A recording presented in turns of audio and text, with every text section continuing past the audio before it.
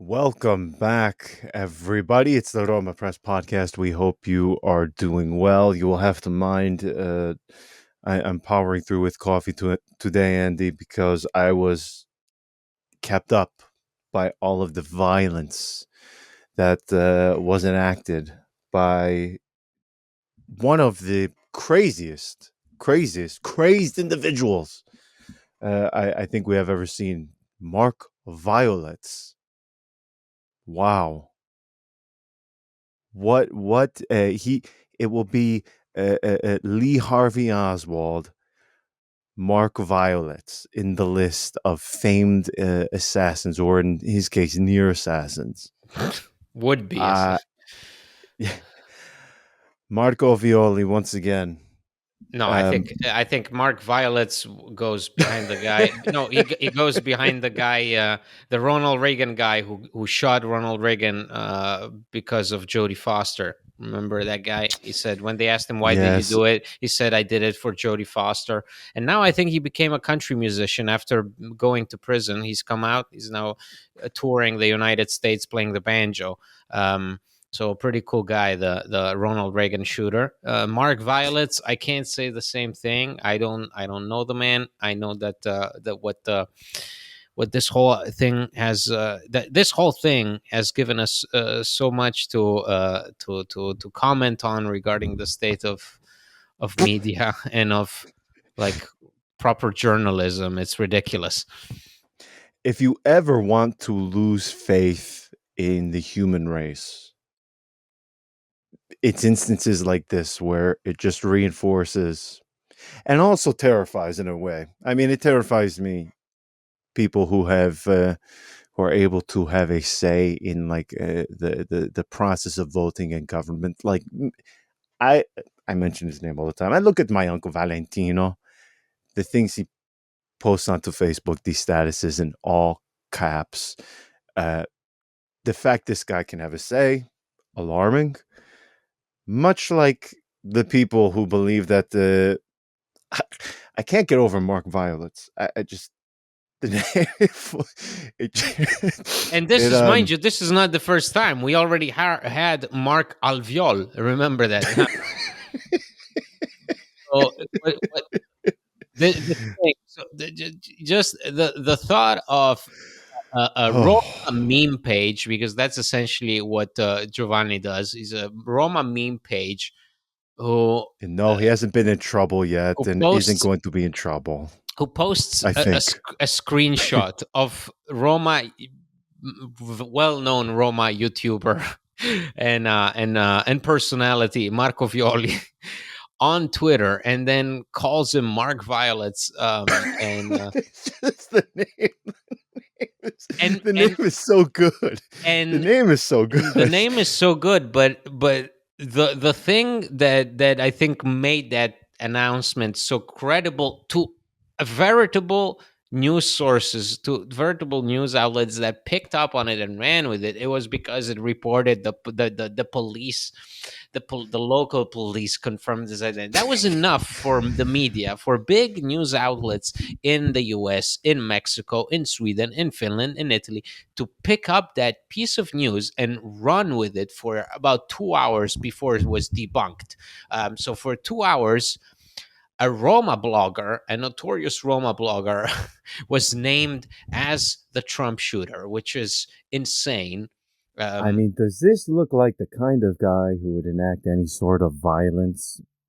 no, Of course not. Look at that. First off, that is a face only a mother could love. I don't want to get sued, John. I don't want Hold to get on. sued.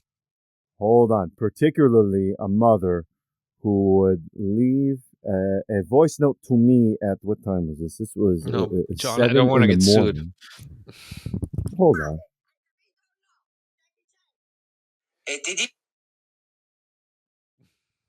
Rita Lupo calling me a deficiente. One of the best insults, by the way. One of the most underrated, I should say, insults in Italian to say to somebody. It's fantastic stuff. It's fantastic stuff, but thankfully it's over. I hope that it's over. I hope that, I don't know. I mean, these things, they get so out of hand.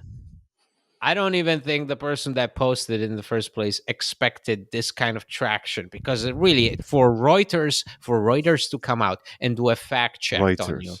it means you've gotten so much exposition in such a short amount of time, and the consequences of it can be so huge, not just on exactly on what media can do, because if the media can run with the false identity of a shooter, that's not good. Okay, that's quite bad. That means the state of media, and also the understanding that people have of what they see, online, more importantly, of professionals, because people who work for a news outlet, you'd expect them to be familiar with the kind of stuff that you can find circulating on Twitter. Well, guess what, that's where we're at in the 21st century. So a Roma blogger can be accused of being the shooter of an assassination attempt on Donald Trump, It's Mark.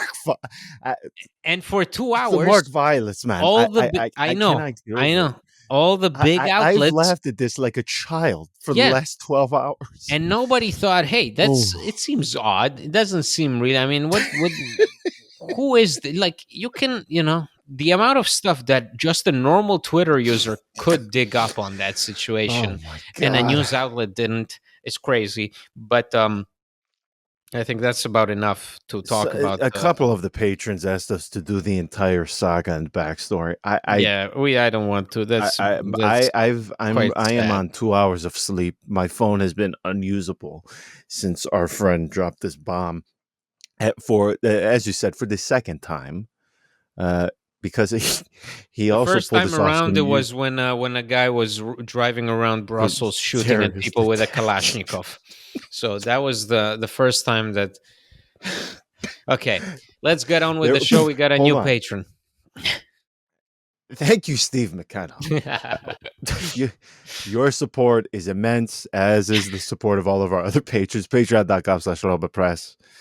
Uh, if Mark Violet keeps running in my head. I've been laughing at it like a child for hours. I can't stop.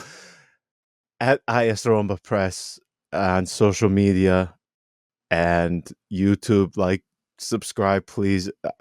And you can I'm. join the WhatsApp group chat. So next time there is a Oh would-be my gosh. assassination attempt, you Oh. can get prime seats to the commentary on that whole affair. Because tonight, when I woke up in the morning and I looked at my phone, there was about 309 messages Mm. from all the patrons in the group chat reacting live to the Mark Violet's accusations.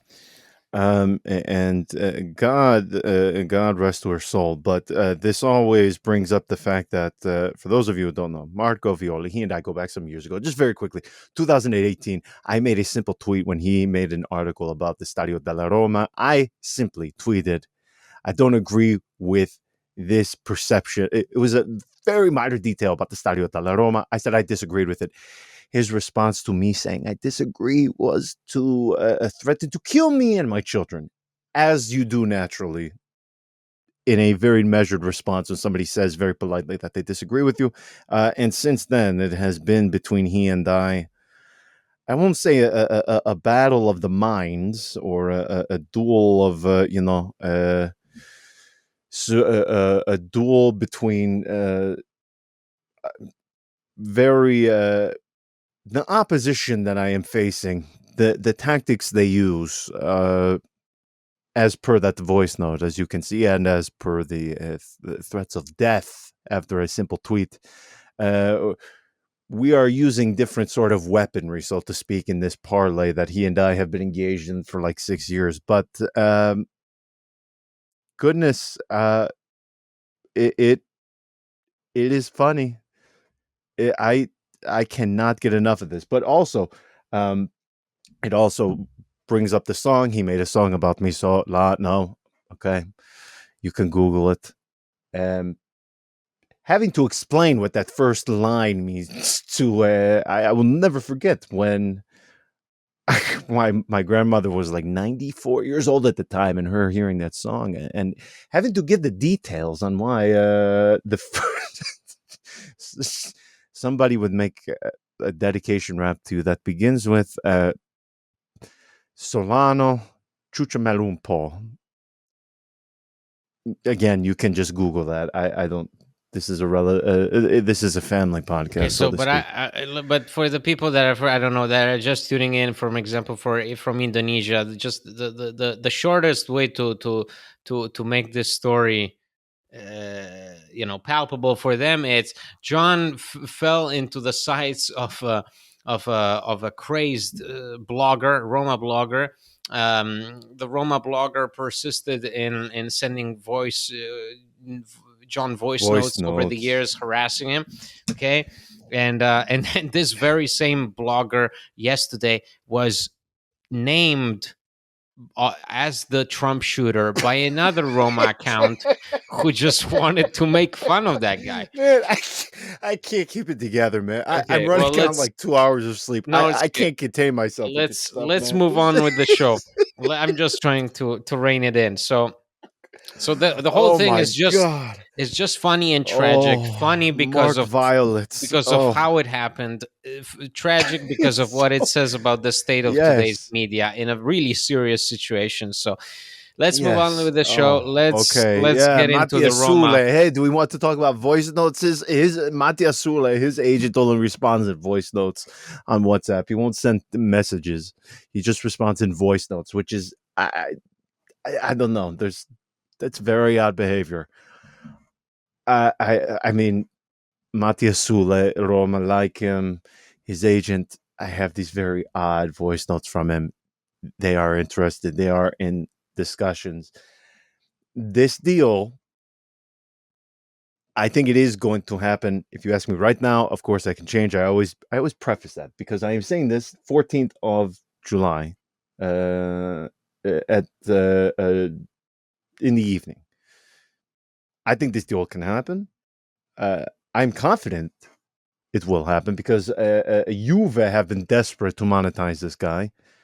The second he returned from loan from Frosinone, they there has never been even a thought from Juve to keep him.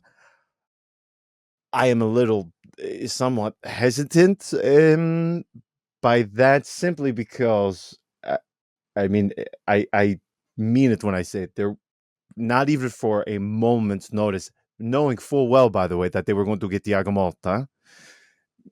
You could perhaps make the argument that he doesn't fit exactly into his sort of playing style. Um, I he's more of a guy who he's versatile. He is someone though. If there has to be that sort of factor of having to play under Di Francesco for better or for worse, I don't know how much it actually weighs in to how many would view this sort of deal. But Andy, he is a guy I like. I wonder if that means something for somebody like Tommaso Baldanzi. I, can you have both? Sure. I don't. Difficult for me to envision how everybody meshes into the team. They're all seen that way. But Soule, I mean, if you watch him, if you were so sick that after watching Roma that you decided to torture yourself by watching Frosinone after Octoberish, it started really good. I mean, I think Di Francesco at one point had them up to a sixth, if I'm not mistaken. I mean, they were flying in the early part, and then they just collapsed um, in a spectacular fashion, frankly, with Roma playing a very large part in that role. With Cagliari they were leading 3-0, and Cagliari in the end won 4-3. So that's Yes. about as Di Francesco as it gets. Well, it gets about as differential as it gets too. When you add to the fact that Roma played in it in the loss to Empoli, but that how that came into the Yeah, discussion as and that's well. how it got relegated. But Yeah. in all of that Frosinone madness, one of the bright lights was, in fact, Soule, who finished the season with 11 Well, so goals is and Di 3 Francesco assists. because he still managed to get a Serie A. I mean, you want to. It's 50 Cent to the who in that one song he talks about having 9 lives. Di Francesco has double that. What? That's insane to me. But what do you think of this guy? Because for me, I like him. Clearly, even despite playing under Di Francesco, he was able to thrive. I mean, when you talk about their attacking output, when I say he was their single attacking outlet, I literally mean that. They had Absolutely. nothing Yeah. else. Zero. They were horrible in attack. They were horrible, terrible to watch, atrocious. He deserves a lot of credit for that. I have to tell you though, what this means, it is entirely up to you what you think about it. But man, the fact that Juve have never even considered keeping the guy, I am hesitant that by something like that. Thiago Motta showed that he can get a lot of. He was able to squeeze just about every ounce of value out of many of those guys at Bologna. Um, and you would think, just with all of the quality and all of the promise this guy shows, you would think a coach like Thiago Motta would be very eager, keen to coach this guy. So that does worry me from some sense. But when you look at him from a technical point of view, I mean, the quality is there. I don't think anybody would argue with that. But what do you think as far as him fitting in the figures? This is a 30 to 35 millions deal. I mean, I'm not going to say this would be this would be like your big signing of the summer, because of course something could always happen. But this this could be the marquee one, yeah. Right, right, but it fits in with the direction that Roma wanted to go in. No, young player, Yes. with a lot of upside. I mean, that's what who Soule is. He's 21 years old. His first season as a starter, as a protagonist for the team, he leads Frosinone, as you said, 11 goals, 3 assists. He's the creator, the shot maker. He's the facilitator. He's the one that allows that team to flow. And the fact that they plummet to Serie B is certainly no fault of his. Um, in my mind, because I saw a lot of patrons in the group chat that have expressed exactly preoccupation, distress regarding the fact that why would you go out of your way to spend so much money on someone who then cannot play in the same formation as Baldanzi and as Dybala, because all three of them cover more or less the same positions. But I'm thinking, both Sule and Baldanzi are 21 years old. Daniele De Rossi clearly wanted both of them, because I still maintain that Baldanzi doesn't come in unless De Rossi is there. Baldanzi is a signing with De Rossi in Roma's mind as the long-term coach. You don't make that kind of investment on Baldanzi if you don't believe in De Rossi from day one. To me, if a coach believes in young players, especially a player who plays up front, such as Sule or Baldanzi, who switch because they also go from the midfield. They help out in the midfield. They're 21. You can do just about anything with them. You can mold them Mm. into anything you want. They have the upside. They have the skills. They have the quality to do that jump.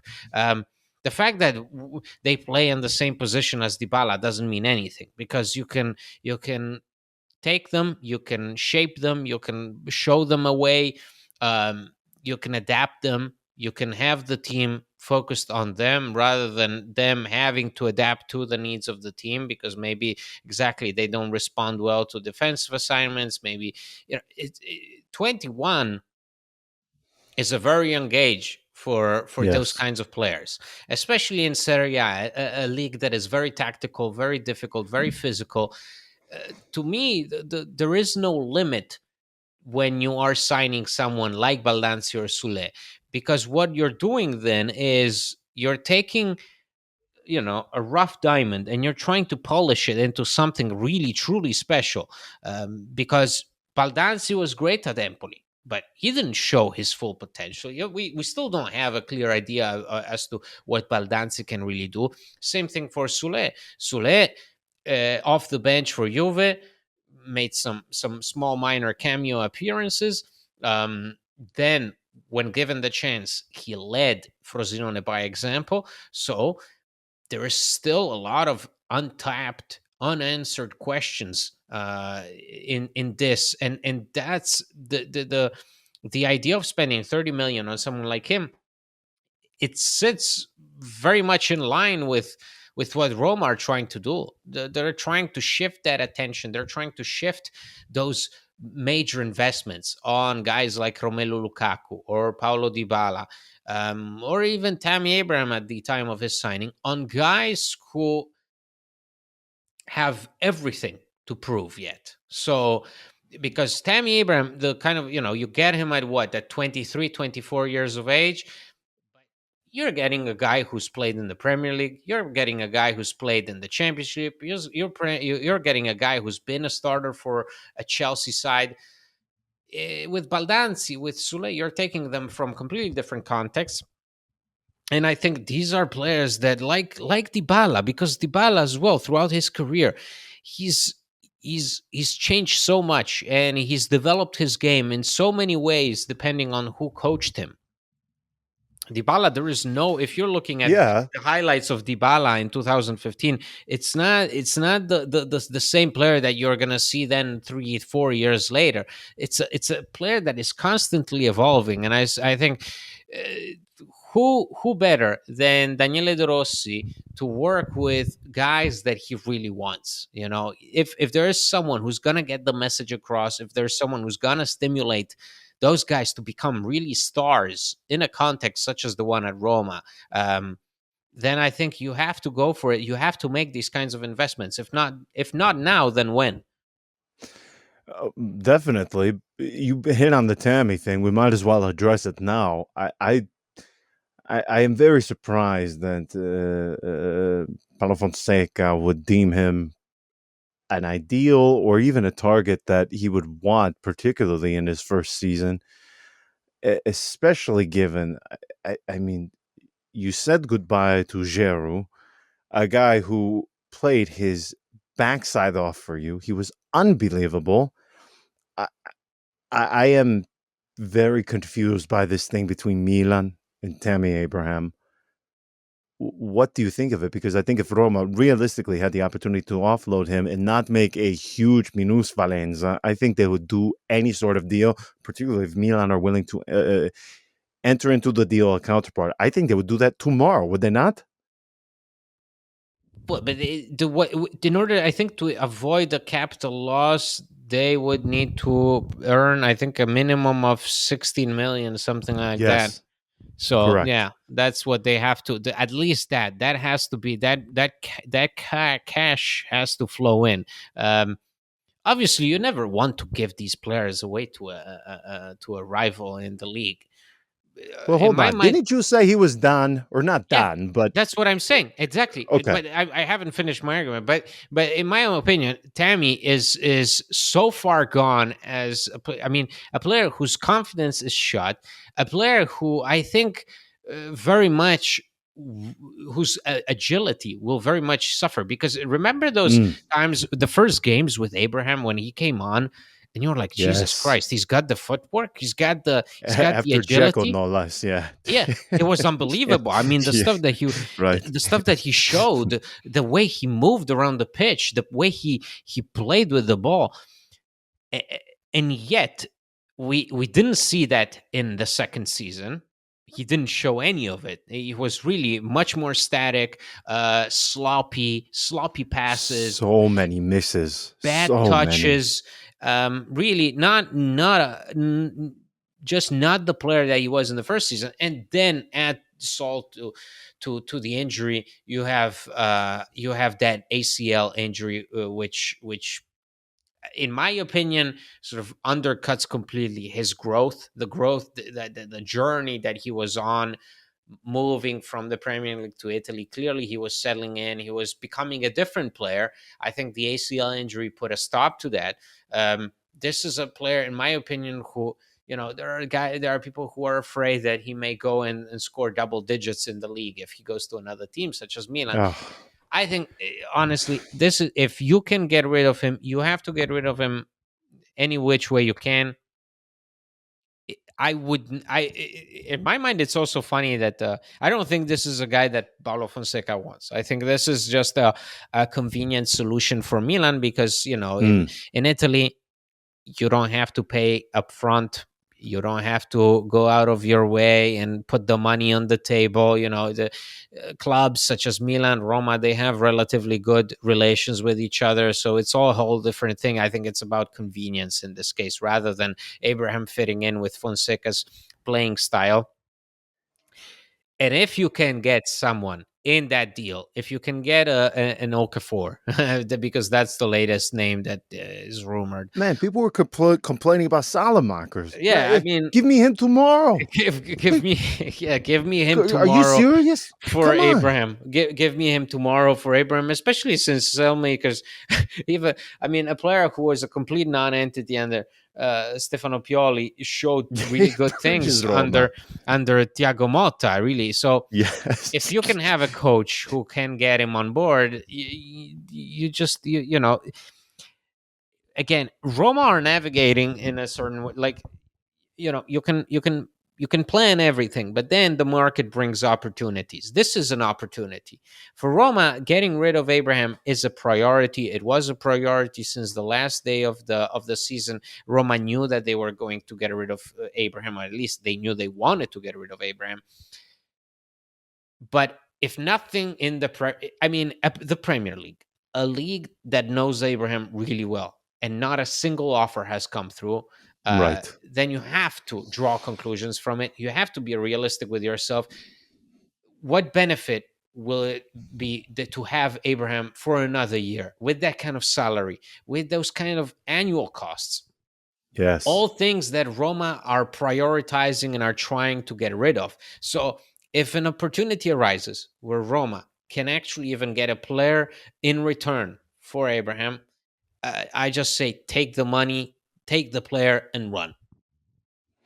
Yeah, you have to. There's no doubt about that. And even if there is a player included into the deal for him, I mean, as we have seen in this country for years, the very creative accounting that could easily take place to ensure that Roma would not make a minus Valenza, even if they didn't get cash, even if there was just a player involved, they could do it. They just have to ensure because listen, Gisolfi, in my opinion, if you had to ask him, I think he would say he has gotten off to a slow start. But um, I mean, he sold guys that Roma got for free. And let's be honest, I know Andrea Belotti. When we think of that, we think of the guy that was scoring 20 goals at Torino. Getting 4 to 5 million euros for him is a pretty good deal. No, I mean, after what he did, which was close to nothing at Fiorentina, and what is he about to do with Houssem Aouar? I, Yeah. I, Yeah, I that's mean, another very important. To me, that's even more important because, yeah, exactly. You get him on a free, and to even get something along the lines of 12, 15 million for again, a non entity, because that's what Awar was. He was a non factor. He was completely unpulpable on the pitch. Even though he has 4 goals to his name during his time at Roma, you'd be hard pressed to pinpoint a situation where Houssem Aouar was, unless you point to that penalty that he scored against Feyenoord. That was a pretty cool moment. Um, yes. other than that, there is nothing there to look forward to. Uh, John, I think with Grizzov, the fact that you're 14 days in, you're late or whatever. Um, Again, you can plan all you want, but at the end of the day, the market brings opportunities. If you offer Tammy Abraham to many teams, and Tammy Abraham has been offered to many teams, Milan, Juve, uh, Yes. teams in the Premier League, you name it. Okay, this guy has been shopped around. If nobody comes forward, what are you gonna do? If Chris Smalling is being offered just about anywhere in the Middle East, and he has doesn't have anything on the table, what are you going to do? If Rick Karsdorp has about maybe 2 offers Greece, now Turkey, from nothing. Turkey, that's about it. So what are you going to do? So you can plan all you want, and you can plan the signings that you want. At the end of the day, Roma are dependent on these things for these investments. So Awar leaves and you can get a 15 million plus Valencia. Fantastic. You need that money. You need that money, and that money will help you. Will save a life. It will get you a reinforcement. But you need those deals to come through, and that's everybody knows you're desperate. It's the same old, same old. I'm still surprised that people are surprised by this, because you depend on others. Others know in what situation you're in, and the market in general is a market of opportunity. Think about Inter Milan. Inter have reached success, yes, because on one hand they've planned with by bringing in Beppe Marotta. They had a clear plan of restructuring the team. But if you look at the signings that Inter have completed over the years, it's all about opportunities. Inter made the Yes. best of the opportunities that came their way. They made the best of their relations with agents, and specifically the likes of Beppe Rizzo and Pastorello. But that's Yes. about it. Like, so you can plan only so much, because then the transfers, the window of opportunity, is what really makes the difference at the end of the day.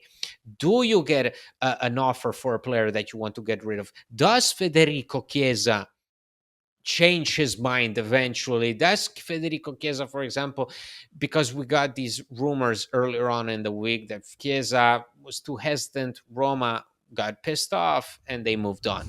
Well, as soon as those rumors came out, guess what? Fali Ramadani, Chiesa's agent, came out to everybody else and said, no, no, we're willing to reconsider Roma as an option. So, but that's only because what? Because Chiesa maybe realized in those 2 3 days since the rumors broke out that perhaps he doesn't have so many offers waiting on the table.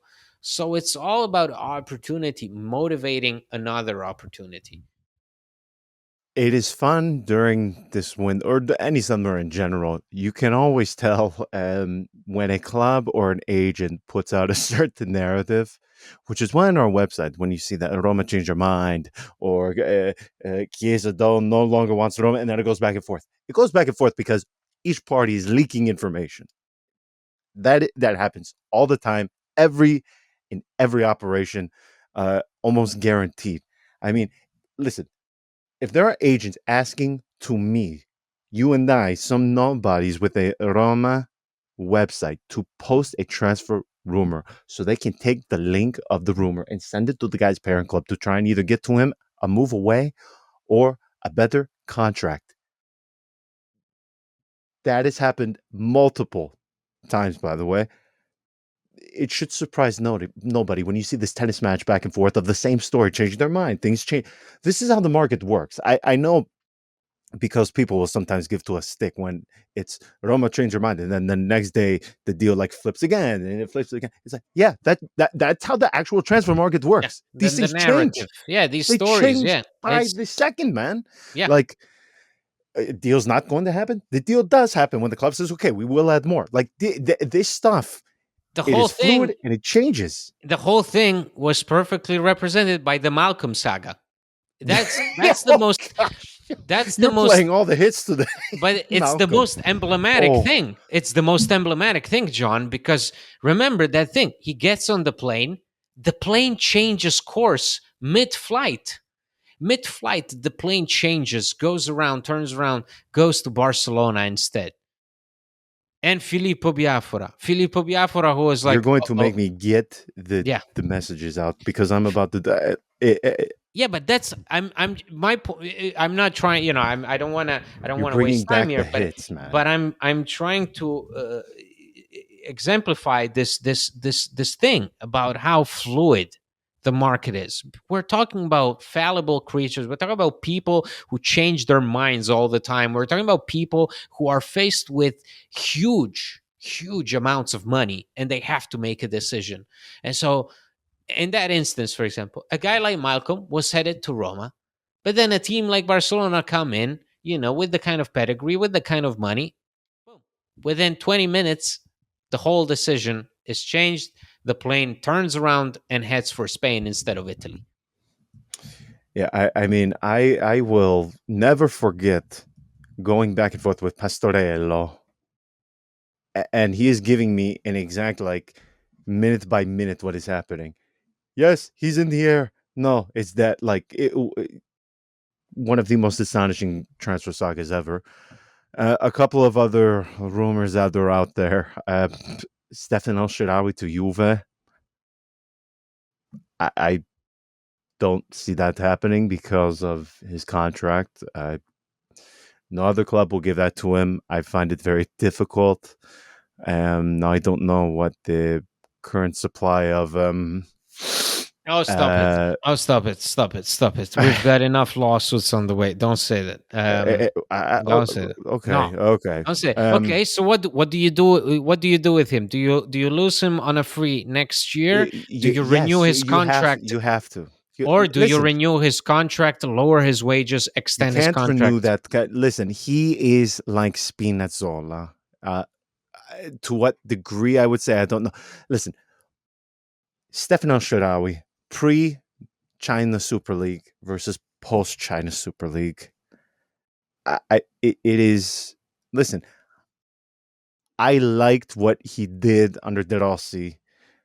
I will never forget what he did against Milan because you won't see his name under having achieved an assist or collected a goal.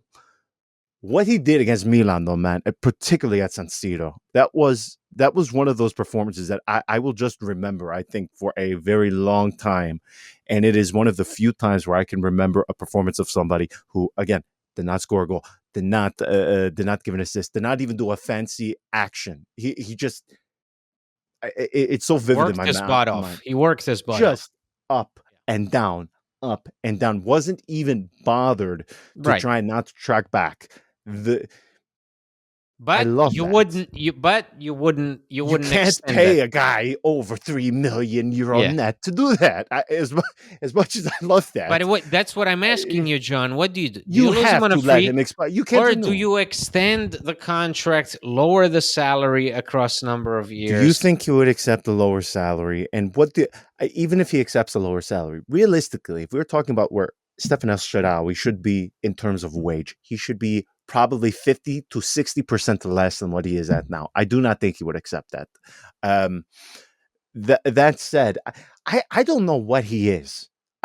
Because he is still the guy in my mind. Do you remember him under Jose Mourinho, where he couldn't score those easy goals, but he would pull one out of his ass every time. Man, that one Yeah, against Sassuolo still is vivid again in my mind. Comes out of nowhere. The typical El Shaarawy goal where he just curls in, perfectly placed. It was like the bullseye. He hit it perfectly. That guy is not the one that we saw dominate. Remember that Chelsea tie at the Olimpico? sure. He gets the goal within like 20 seconds. A rocket of a goal. That guy is gone. That guy Hmm. inhaled, ate something, okay, during that very brief stint in China. The thing that amazes me is he was not there very long, Andy. He was there for 18 months, and Yeah. he looks slower. He looks like more lethargic in his movements. You get the work rate, like I said, but I don't know what his goal tally is from last season. I don't know what it has been since No, he I came think it back was to like three Roma. goals. I think it was three goals. But I don't. Yeah, I actually don't agree. I actually think that the player that we got after China slowly but surely grew into a very important presence for Roma.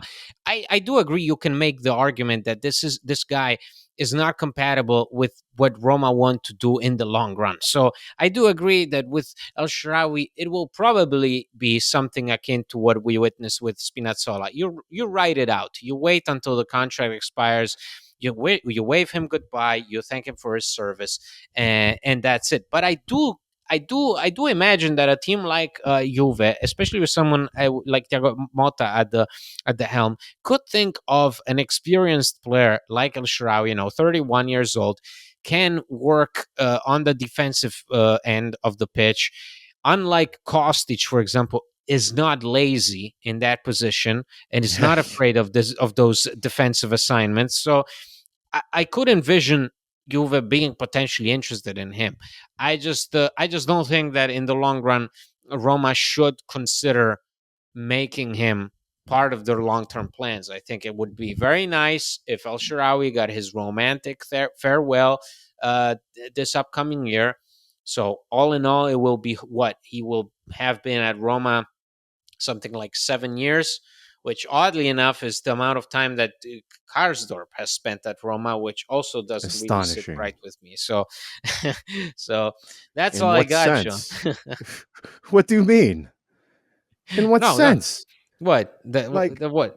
no, you had to drag my man Rick into it. Who Ah, okay. Well, I just listen.